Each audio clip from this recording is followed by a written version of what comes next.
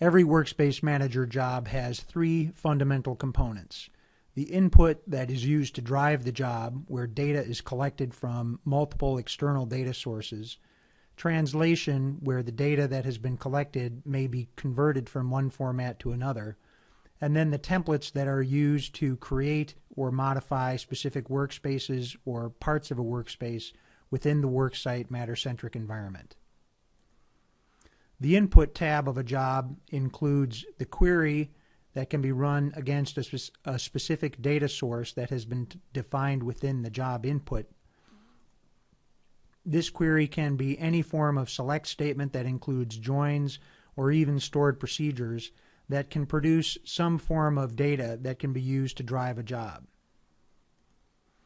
Within the Query tab, we have the ability to create new queries, select all of the text within a query, copy, cut, and paste text, preview the query's results to see the different data produced by the query, save a query or open a query from an external SQL query file, and additional help associated with advanced use of the query components within Workspace Manager. Within the query preview results, we can sort columns by simply clicking on individual column headings, or do multi-column sorts by doing control clicks or shift clicks on multiple columns to sort by multiple column headings. Columns can also be switched with other columns by dragging and dropping them, or by using the pull-down selector to swap a column with a different column within the results. The preview results also has the ability to do print preview to control the printout of specific result data, or the ability to print the data directly to a specific printer.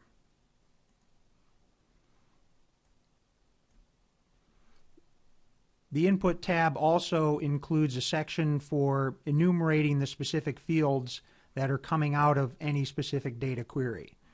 Workspace Manager has the ability to automatically load the fields based on the query and the fields coming out of the query or a stored procedure. Or individual fields can be added manually with corresponding SQL column aliases, optional descriptive information, and type information to allow Workspace Manager to work with the data correctly. Fields can also be modified or deleted, or the order changed within the results if desired.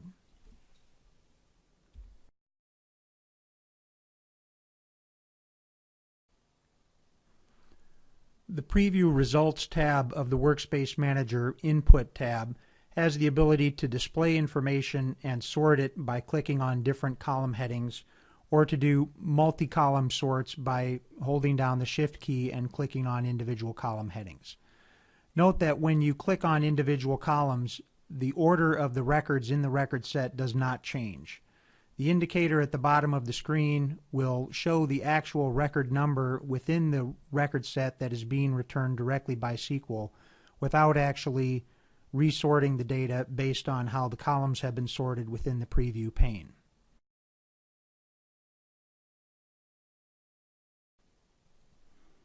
Within input queries in Workspace Manager, we also have the ability to record and use within the query the last time this particular Workspace Manager job ran, or the last time any Workspace Manager job ran. This data can be used to filter information from data sources to only provide information that has been added or changed since the last time a job has run. Detailed information on using these features is available directly within the Query Help and also within the Workspace Manager User Guide.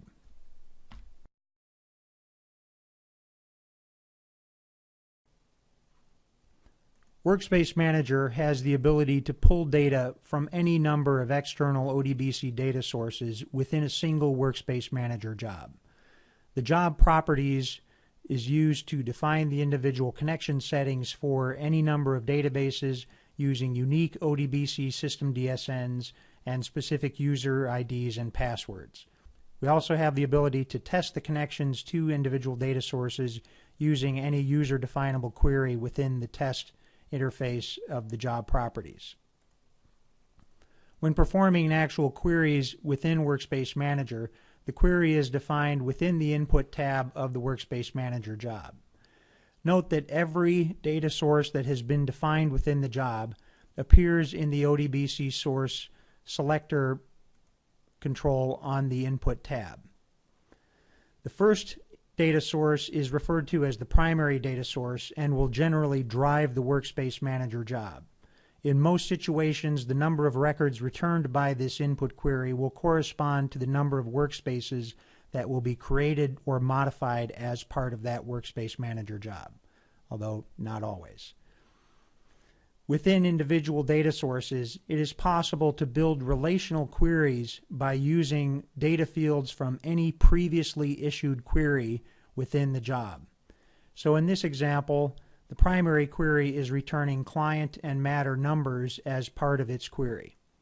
These client matter numbers can be passed as dynamic data values in another query, what is referred to as a secondary query, within the Workspace Manager job. This will have the effect of building relational data using multiple external data sources on the fly while Workspace Manager is running. In this example, a table of specific users and what rights they should have can be constructed on a client and matter by matter basis for every single client matter combination that is being output by the primary query of the job.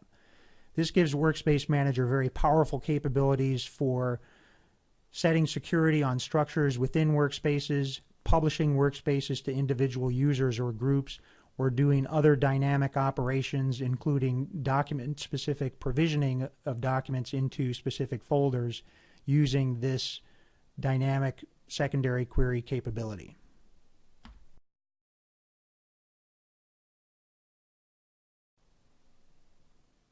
Workspace Manager has the ability to translate data on the fly as part of its processing.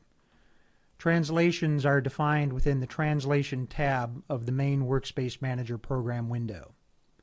To define a translation, select the field that you would like to have translated from one format to another. For example, responsible attorney or a user-specific value can be translated into a workspace or worksite user ID, or what's called workspace owner translation, since this was originally developed for the use of defining workspace owners. These values can be defined by inputting a value that will come out of the source database. This is referred to as the check value. Check values can be added individually or imported from a CSV file. Input values and their results can also be imported from paired CSV files.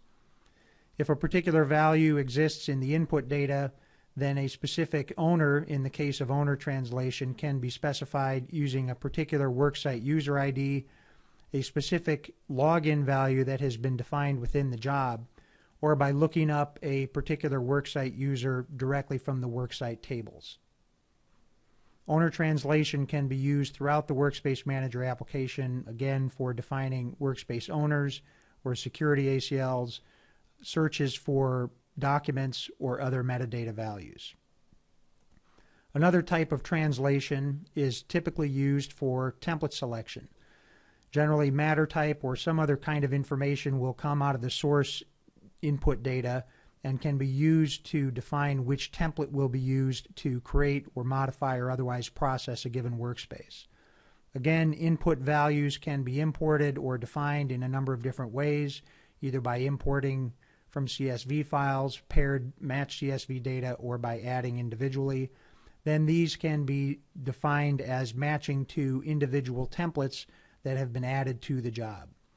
Because template translation requires that the templates have already been added to the Workspace Manager job, it is generally set up after the templates have been added to the job, at least in shell form.